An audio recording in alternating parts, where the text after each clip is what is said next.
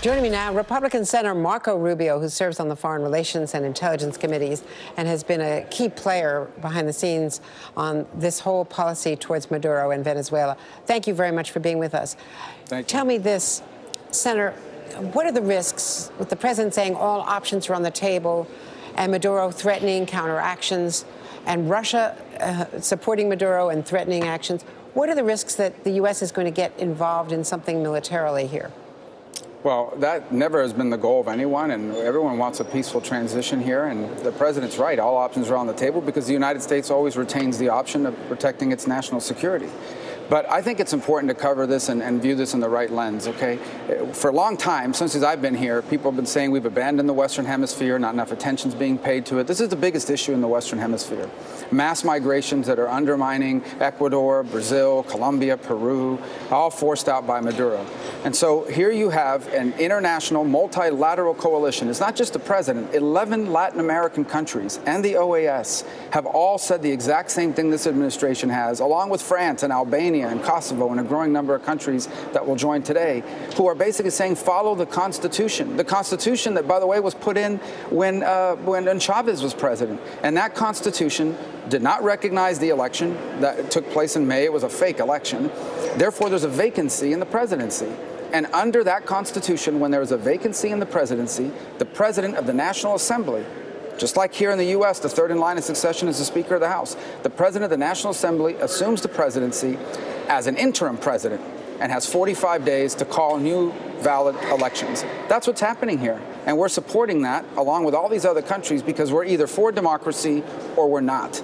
And power, if we argue that power only belongs to those who have the arms and the weapons and the army to kill people, well, that's authoritarianism. We believe in democracy. We're either going to support it or we don't. I understand that people argue we haven't consistently done it all over the world, but we're doing it in the Western Hemisphere, and I think that's important because it's close to home and it impacts us directly. What are you hearing from Venezuela as to where the military is going to land? Are they going to keep supporting Maduro, or is there a chance that they would move over to this young opposition leader? So I would encourage people to view this in the following way. The generals with the stars and the bars at the press conferences with the fancy uniforms, all those guys are getting corrupt deals from oil, from currency manipulation, from selling gold overseas. They all have, so their loyalty to Maduro is not to Maduro, it's to a regime that guarantees them security and money. And if they find someone else that can do it, they'd support them. That's different from the military. The chain of command there is not like our chain of command. They know that if they order troops into the street to start killing Venezuelans, a significant, if not majority, a significant percentage, if not majority of the soldiers are not going to do it. The average rank and file soldier, they have high desertion rates. You saw those crowds yesterday. Many of those soldiers have loved ones in those crowds. They go home at night to a wife, to mothers and fathers and siblings who during the day were protesting. They themselves are hungry and starving. They're not getting those special benefits. So they're in the military because it gives them a job and it protects them to some level. But the chain of command is deeply compromised. I think they're the people on the mid-level officers that we should be focused on. And they've sworn to uphold the Constitution of Venezuela. And under that Constitution, the legitimate president in the interim period is the president of the National Assembly. If Maduro refuses to leave, should we consider a naval blockade to stop oil exports? Well, first of all, on the oil exports part, I want everybody to think about it differently. There's more than just two options here, status quo or cutting everything off. Okay, what we do is primarily Valero and Chevron, they import the heavy crude from Venezuela, they refine it, and they sell it into the global marketplace. So it's really a refining business that we're in. We pay them for that crude. And so the question is, whose money is that? Is it Maduro's? Does that oil belong to Maduro, or does it belong to Venezuela and the Venezuelan people? So what I would encourage, for the sake of the jobs that it creates here in the U.S. and for the future of Venezuela, what I would encourage those companies to think about is working with President Guaidó to ensure that those payments for those imports that we're refining for them, those payments are put in a place where they wind up in the hands of the Venezuelan people to help rebuild Venezuela, not to enrich the regime.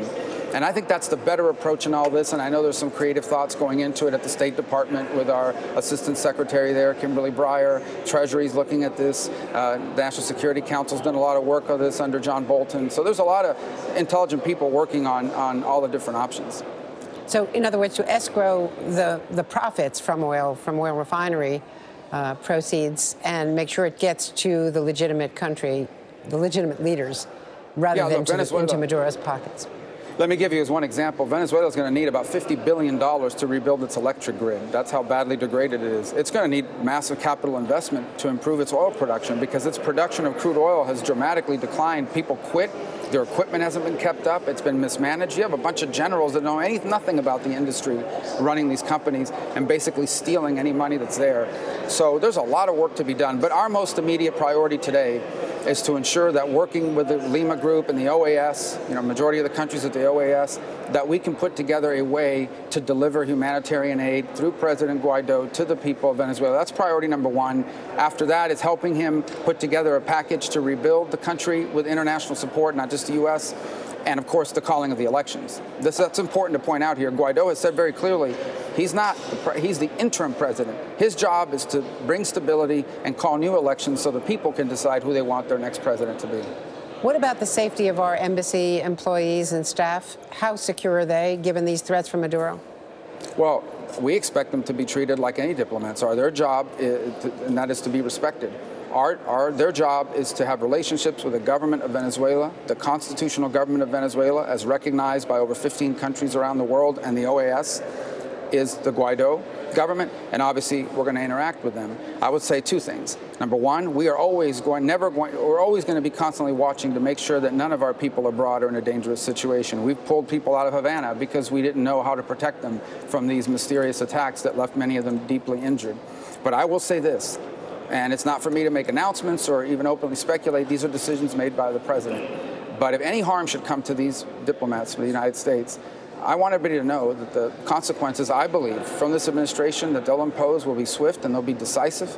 I know this for certainty, and I think that message needs to be clear, for good or for, a lot of people don't like him. I work with him well on a lot of issues, disagree with him on some, but the one thing I can tell you about this president is he does things other presidents didn't do and wouldn't do, and I think we've seen some of that decisiveness here, at least for good, in the case of Venezuela, and I also think they deserve credit, because the U.S. is not doing some unilateral action. We are working through multilateral international organizations. The OAS has been reinvigorated.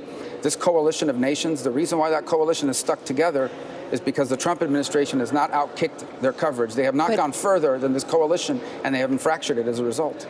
How can you be sure that our embassy staff is secure? Can we evacuate them if necessary?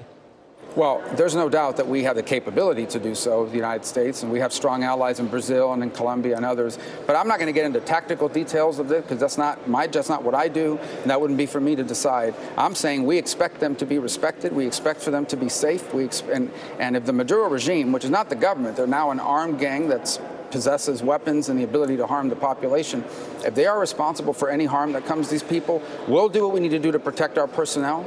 We'll do whatever it takes to protect them and put them into safety, but we are also going to impose grave consequences on the people responsible for that harm, and that should be left very clearly understood. And that's not some idle threat. I'm telling you, I can't go any further than that, but I'm telling you the consequences will be significant.